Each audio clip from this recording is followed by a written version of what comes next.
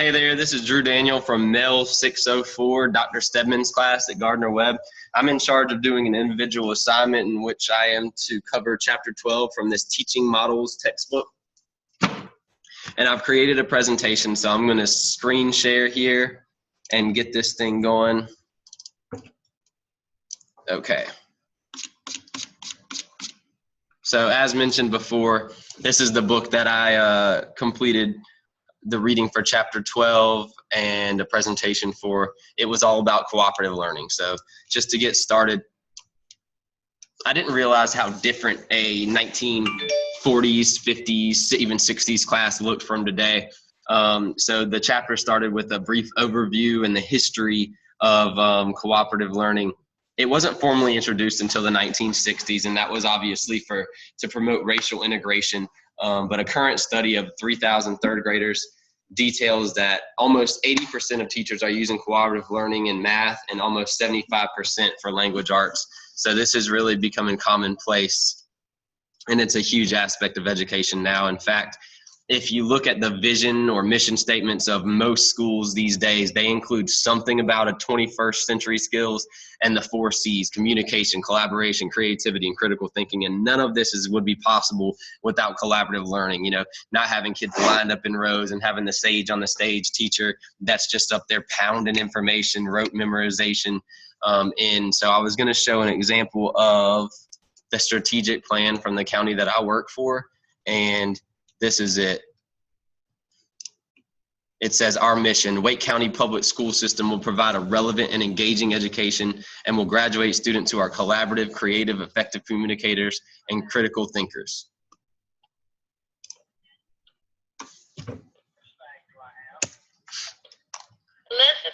There are benefits to cooperative learning. So it's been proven through research, and Chapter 12 hits on this, that they promote positive relationships among a lot of different types of students. You know, not everybody is going to be from the same community, and everybody's going to be the same in your class. And these kids have to work together, and they're going to treat each other nicely and work together to achieve a common goal, which is going to be what they're going to have to do later in life. So it provides the ability to make positive relationships with their classmates. It also increases self-esteem by working together with others towards a goal and having social connections. They are clearly going to increase their self-worth, especially in the jigsaw model, which I'll talk about later, where they become experts and then present as an expert. We all know how good it feels as a teacher when you really know the stuff you're teaching and you teach it in a good way. Well, imagine that same feeling for a 12-year-old. The third thing that's a benefit is it fosters creative thinking. They can't achieve the common goals without interchanging ideas with their other students, with their other student learners, classmates, to achieve the goal. And finally, it's inclusive. It allows individuals with special needs to interact in productive social learning environments with students of varied skill levels. Before you dive head on first into becoming a cooperative learning master and implementing that in the classroom, there's some critical requirements that I'm kind of skipping around here because this was kind of at the end of Chapter 12, but I thought it made more sense to put it at the beginning of the presentation. So there's some critical requirements for cooperative learning to work, and those are: it's necessary to teach social skills for working together. You can't just assume that kids know exactly how to work with each other and be kind to each other and function as a team. And I found this sort of silly video, but I wanted to show just a little bit of it. You can't expect the students to have teamwork skills. You got to train them. You remember that TV show, The Smurfs, in the 1980s? Well, what was Brady Smurf like? He was an obnoxious know-it-all who would brag about how smart he was, even though he usually screwed things up. And sometimes in your class, that's exactly what you have. You have these students that yell out the right answer or point out insignificant errors. They just think they're all smarter than everybody else. So another reason to train your students to work collaboratively is to convert all your Brainy Smurf students into Papa Smurfs. Papa Smurf wasn't a know-it-all. He knew it all. He was helpful and he was humble. So basically, you're going to convert these students that can sometimes be liabilities into assets. So here's some strategies to get your students to work together. Strategy number 1 is to start the year with team building activities. Students that start the year with activities like these are more likely to work together when you switch over to more academic stuff. So I know that wasn't like really a formal video, but I just thought it was something interesting to think about.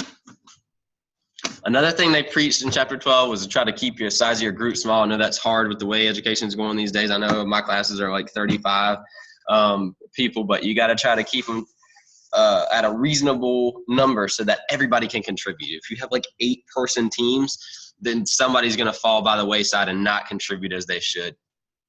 You should be giving individual formative assessments to make sure that individuals are learning and becoming masters of the subject material, having them present to the group, having them present to you, to the class.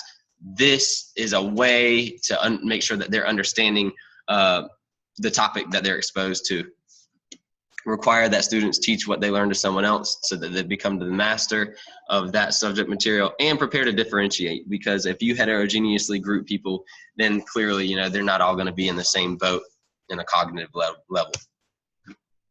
So there's two major, in chapter 12, there was two major types of cooperative learning models that they looked at, but just the general consensus for general cooperative learning model, these are the steps to make it work. 1, you need to introduce the task. Give them a quick overview. Name, teach, and practice a targeted social skill so that they understand how to work together as a team. 3, you need to implement the lesson and monitor student interactions, going around every group, making sure they have what they need. Do they have the materials they need? They got color pencils. They got the knowledge they need. Do they need a laptop to look something up? Respond to individual needs. Not all groups are going to be the same. Then you got to make sure that they summarize the learning. The student should evaluate what they learned, what they produced, and the participation of others. Once again, you need to measure that group and individual accountability. So maybe through a reflection or a questionnaire. And number 6, last, assess the learning formally through a quiz and a test or a project which measures mastery so that you can see how well everyone worked and mastered the material. So then there was 2 specific categories. One was called the jigsaw method. I'm going to show just a quick little video of the jigsaw method. A jigsaw is a cooperative learning strategy in which each student gets the chance to be an expert on a specific topic.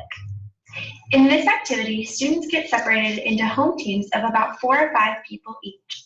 Each home team is then assigned a specific topic to research. In this activity, groups will be researching animals. Students will work together to get as much information as possible about that specific topic. They will be encouraged to take notes about the information that they found in their groups. After all students in the home group feel comfortable enough with their topic, they will then move on to their expert groups. Each student in the home team will then be given a number. These numbers will determine the expert groups that they will be in later. There will be 1 student from each home team in the expert group. In their expert group, students will one at a time teach the material learned to their other group members. So I thought that did a really good job. Once again, not a formal video, but I thought it did a really good job of breaking down what exactly the jigsaw method is. Basically, you're putting these people into their home groups. They're learning about a topic, say, you know, birds of prey.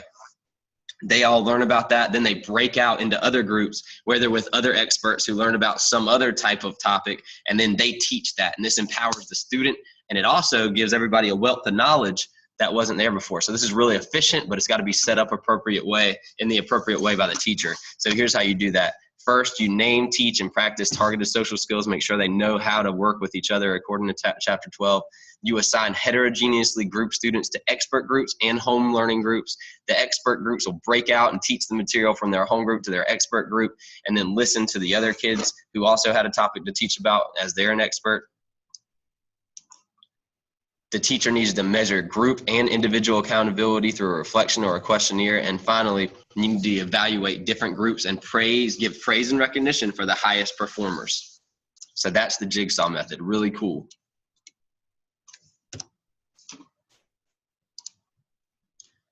Cool. Graffiti method. The graffiti model had a lot of steps. So in the graffiti model, you basically are, just a quick overview from chapter 12. An example would be you have a bunch of posters lined up around the classroom, and you're creating groups for those posters with topics. They're gathering all the information they have about that. Then you're switching groups, and the next group is going to add on. Then the original team that was there first goes back, looks at the information, and sees what they missed out on in a short overview. But to do this as a teacher, you need to prepare the graffiti questions that will enable kids to all attain certain goals that are related to your standards. Then you need to divide the kids into groups, 3 to 5 students each, and 1 group per question. Explain the process, kind of like what I just did at the beginning there. Students will have a chance to ask any questions about their graffiti method because there's kind of a lot going on there. Social skills is going to be identified. Make sure they know how to talk to each other in an appropriate manner, ask questions, and be respectful. Distribute the material as needed. For this one, it may be a little more hands-on, a little more like you need markers, you need this and that, you need something to do research on. The groups are then going to answer their question. The teacher monitors and makes sure everybody has what the things that they needed. Then you switch the groups when the time's appropriate, probably set a timer. The groups are going to process the responses, return to their original question, and see how other groups answered. This way they're getting their knowledge base when they answered it, and they're also saying, oh, so, you know, this group added on that, we forgot to put that in, or, you know, they see something they never would have thought about before.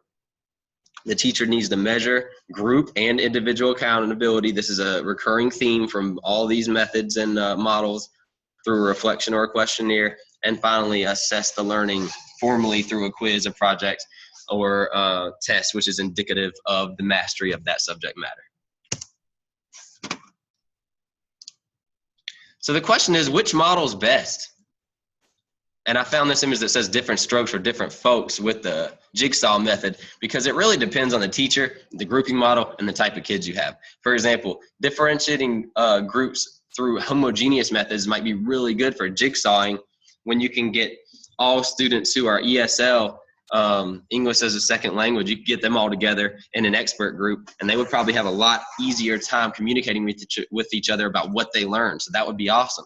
But the graffiti model might be best for differentiating heterogeneous groups for mastery. So it kind of depends on what you're doing. I think mixing it all in together is a good idea.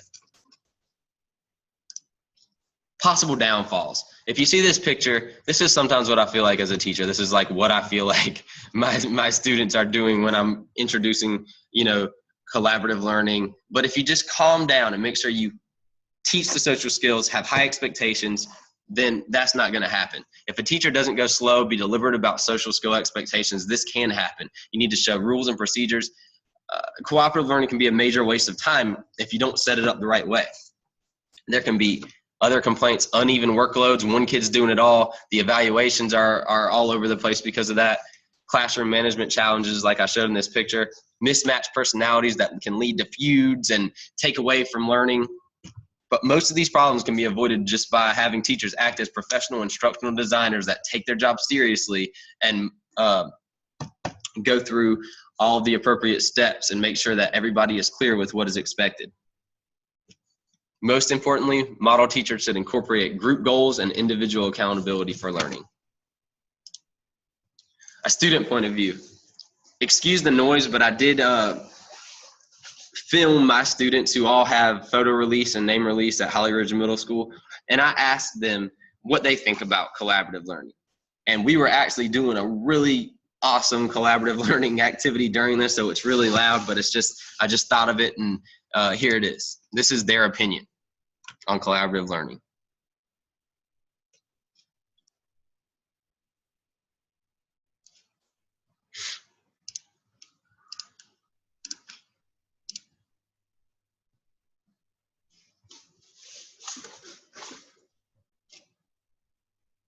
Do you prefer cooperative learning or direct instruction better? Yo, Olivia, we're gonna start with you. I like Cooperative learning. Yeah. because you can like collaborate with your hands and like find out what you did wrong or what other people did wrong. Well, I like doing it in groups because if you invest all these things, you can help your team classmates and they can help you to get a problem on. Or if you have like a question and you want to. So you can ask not only the teacher a question, but the student a question too, like your friends. Henry, you said you were torn on the subject. Why? Because if you work in a group, with a bunch of your friends, you guys are getting your work done. Or you could be working with a bunch of people trying to get your work done. You guys get it done, and that's the good way to do it. Or you got people who are just messing around and you're not gonna get anything done. So it's like holding people accountable is important for you. Yeah. All right. Okay. So you can see it was really loud in the class and hard to understand exactly what they were saying. I didn't realize it was quite that much feedback. But basically, the young lady Olivia was saying that she does like, collaborative learning, cooperative groups, because you're able to call on each other for help. And that's what it's all about. It's about using each other to work towards a common goal. But some others have had bad experiences, like the last gentleman named Henry. He had a bad experience with cooperative learning in which he was stuck doing all the work. So basically, by applying the cooperative learning models in a prepared, appropriate manner, students can gain exposure to explanations from both their teachers and their peers. It ensures that students learn to cooperate with one another, which is important in the future. It builds social skills, specifically 21st century skills, those 4 C's, that collaboration, creativity piece. It enhances classroom community, and it is overall going to positively influence student achievement according to Chapter 12. So that's a summary of Chapter 12 from the Teaching Models book. And that's the presentation for, once again, this is Drew Daniel, Mel 604 for Dr. Stedman. Thank you very much.